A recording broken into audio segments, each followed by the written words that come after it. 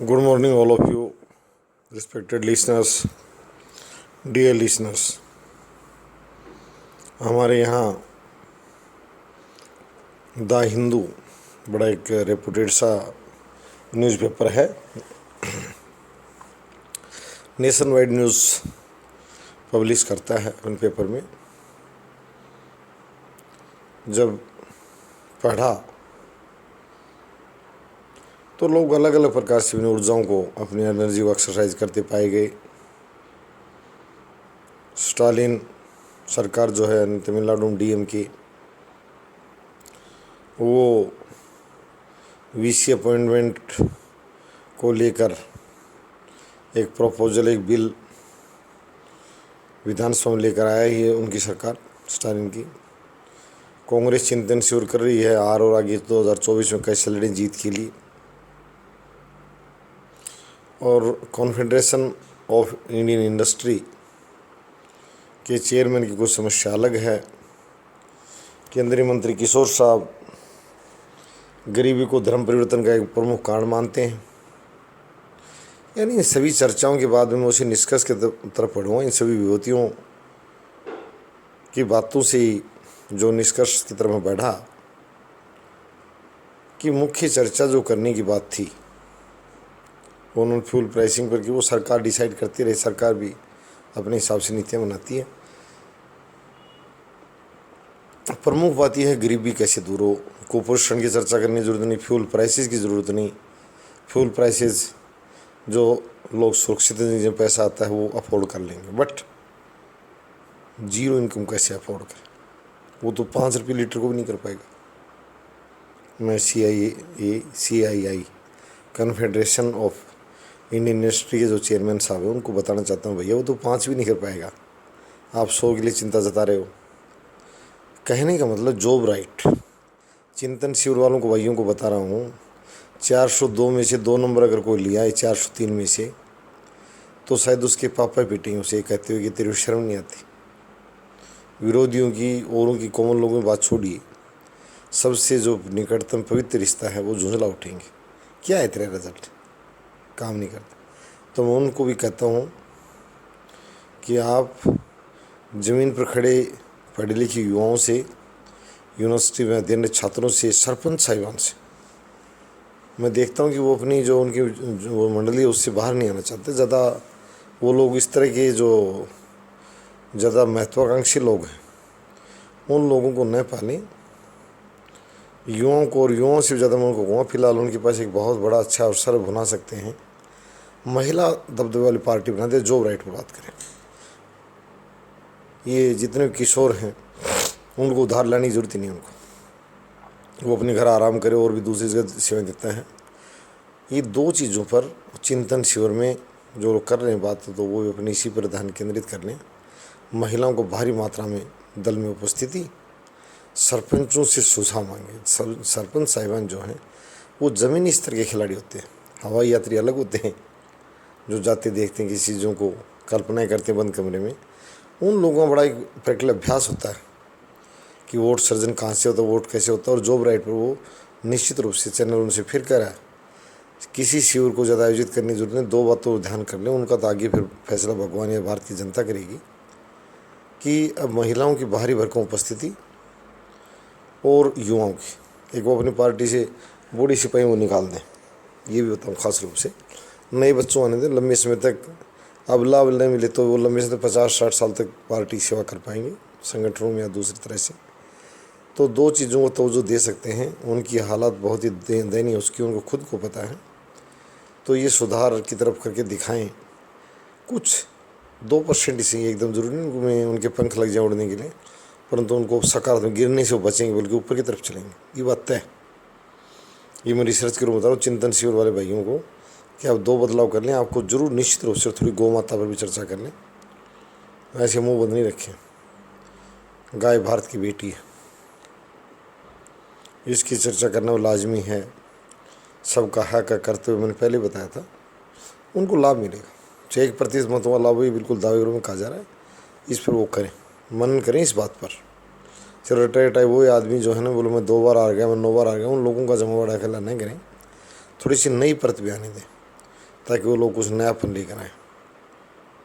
तो उनका ये है, स्टालिन को मैं ये कहूँगा, स्टालिन भाई यूनिवर्सिटियों की अगर बात की जाए तो दुनिया भर के PhD तेरे साथ हो जाए। राष्ट्र दिल्ली में जो कार्यालय खोला है, थोड़ी सी और लोगों से भी, अन्य स्टेट के लोग बात करके अच्छी बात लिया ना। सरकार से ये नियम होता हमारे देश में, जो केंद्र में सत्तारूढ़ दल है उससे कुछ लेने के लिए प्रांतीय सरकार को अच्छी बात, और अच्छी आप सिर्फ अपने मतलब की मत लेकर आओ कि मुझे दिक्कत हो रही है, नहीं, आप जनता के मतलब की लेकर आओ। हमें इतना ज़्यादा फर्क नहीं पड़ता जनता को कि आपकी पसंद का VC बैठता है या राज्यपाल महोदय की पसंद का VC बैठता है, ये ज़्यादा बड़ी बात नहीं। देखो दोनों मिलकर इतना हम कहेंगे, सुटेबल, योग्य, कॉम्पिटेंट एंड एबल पर्सन को बैठा देना चाहिए, उसमें सहमति बन जाती, पता होता दोनों को। ये बहुत ही महत्वपूर्ण पद हैं राज्यपाल महोदय और मुख्यमंत्री, उनको इस तरह की बातें अखबारों में नहीं आनी चाहिए और न विधानसभा की जरूरत है। साधारण सी बात है कि हमारे निश्चित रूप से राज्यपाल की पद की महत्ता बनी रहेगी, संविधान ने मान रखा है। हाँ, निर्वाचित सरकार को भी साथ ले लेना चाहिए राज्यपाल महोदय को। मैं हर राज्यपाल महोदय से कहूँगा, सरकारें बदलती रहती हैं, हम सरकारों की तरफ से नहीं बोल रहे, हम बोल रहे हैं संवैधानिकगत व्यवस्था की तरफ से।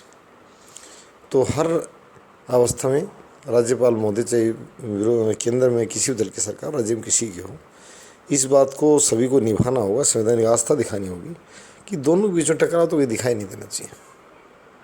संवादहीनता की वजह से होता है, नज़दीक आएँ और थोड़े संवाद को बढ़ाएं, कम्युनिकेशन को, और राज्य उतावले ना हो, संवैधानिक उल्लंघन का प्रयास नहीं करे। ये शोभा नहीं देता है। ये तो शपथ लेते टाइम कह रखा आपने, मैं संविधान का सम्मान करूँगा, मैं भारतीय संविधान का सम्मान करूँगा, उसका आज्ञापालक हूँ।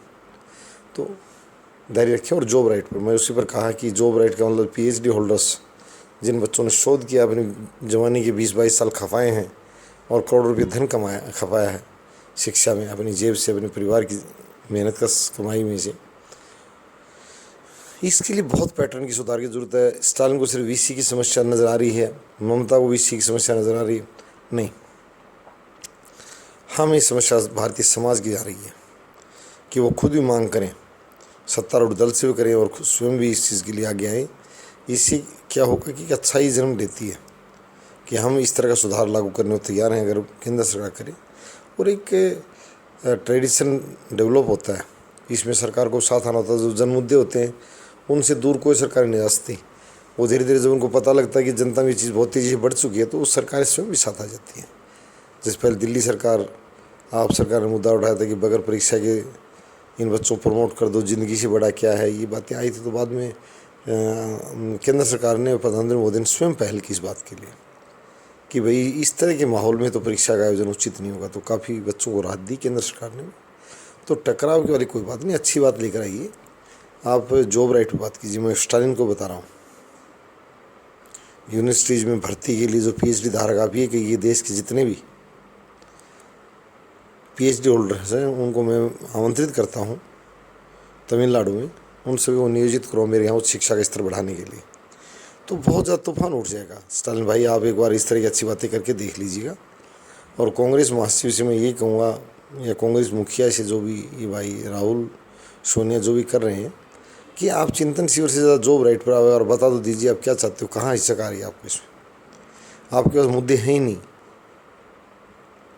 आप मुद्दा विहीन राजनीति कर रहे हैं। तो मुद्दा कम से कम आपको हम दे रहे हैं, उधार दे रहे हैं, कम से कम भारत के युवाओं के लिए, भारत की जनता के लिए और राष्ट्र के लिए जॉब राइट काफ़ी सफल होगा। और कॉरपोरेट पर अच्छे वेतन देने के लिए इसका सबसे ज़्यादा लाभ में उसी श्रेणी के लोगों को होगा, हाशिए पर बैठे लोगों को होगा। जो 80,000 रुपये वेतन पा रहे लोगों को जब हम बताते हैं 28,000 रुपये मांग कर रहे हैं, तो वो हंसते हैं कि सर इससे मुझे क्या मतलब है। निश्चित रूप से नहीं है। जो एक मेडिकल स्टोर चला रहा है, एक लड़का अपनी पर्सनल बिजनेस चला रहा है, जिसको 4 लाख रुपये महीने क्या रहे, वो किस लिए 28,000 के मुद्दे पर समर्थन या चर्चा करेगा, उसके लिए मुद्दा। कॉरपोरेट हो सकता है, उसको महंगे मजदूर मिलेंगे आगे जॉब राइट आने के बाद। परंतु कांग्रेस जैसे दल से कहूँगा, चिंतन से उन्होंने इसको ले आई, एक अच्छा मुद्दा देश में सर्कुलेट होगा। प्रबंध शास्त्री, विधि विशेषज्ञ और पढ़े लिखे लोग और इस तरह के विपक्षी दल, ऐसी बात, ये लोग इसको ज़रूर समर्थन दें, इस पर विचार करें, डिबेट करें संसद में, सड़कों पर, पत्रकार मंडलियों में, ताकि आगे बढ़े। और भारत को, अमर्त्य सेन जी की बात थी कि जॉब राइट से भारत को लाभ होने वाला है, राष्ट्र को, किसी व्यक्ति को नुकसान हो सकता है, मुझे नहीं पता, समाज में। और मैं ये भी किशोर साहब को कहता हूँ, जो मंत्री केंद्रीय, कि गरीबी बिल्कुल इस तरह का आधार बनती है। धर्मांतरण का आपकी बात में वजन है, परंतु आप जॉब राइट के लिए आप भी हमें साथ दे दीजिए। धीरे धीरे दबे मनसी सी भी सरकार हमारी पार्टी तो नहीं कर रही, जो हमें प्रतिनिधि मिलते हैं इस योजना पर चर्चा कर ली जाए। ये अच्छी और ज़रूरत है समाज की, और मैं कह रहा हूँ करीब 80% समाज को इसकी गहरी आवश्यकता है, और उसकी जीवन में बदलाव लाएगा, उसके जीवन में बदलाव लाएगा निश्चित रूप से। और भारतीय जनता पार्टी वगैरह इस मुद्दे को ले आती है तो मैं कह रहा हूँ कि अव्वल दर्जे पर जाएगी इस बात को लेकर। उसके पास और बहुत बातें हैं, परंतु अगर ये मुद्दा थोड़ा सा अगर और साथ ले ले तो उस पार्टी को भी काफ़ी लाभ होगा। तो इसके लिए कंपटीशन का माहौल हो भारत की पॉलिटिकल पार्टीज़ में। मैं कह रहा हूँ कि बेकार के मुद्दों पर न जाएं। लोगों को PhD होल्डर्स लोग रोड पर खड़े हैं, बड़ी शर्म आती है। जो लोग इतना धन खर्च करके इतना ज्ञान ग्रहण के, उस ज्ञान का कोई उपयोग ही नहीं है। खुदा पढ़ने के लिए चाहिए वाली बात न हो। तो मैं ये कहूँगा सभी सरकारों से, राजनीतिक दलों से कि इस तरफ बढ़े, जॉब राइट की तरफ। 28,000 भी, और पेंशन की जो अभी चर्चाएँ चल रही हैं, लाखों रुपये पेंशन वाली स्कीमों की जरूरत नहीं है। भारत की अर्थव्यवस्था इस ढंग से भी नहीं चल रही, क्योंकि बड़ी आबादी है, धन की उपलब्धता है। 8,000 रुपये बुढ़ापा पेंशन कई राज्य जो दे रहे हैं, 2,000 2,500, वो भी 8,000 की तरफ अपनी योजना बनाने को प्रेरित हों और अच्छी इकोनॉमी को डेवलप करें। धन्यवाद।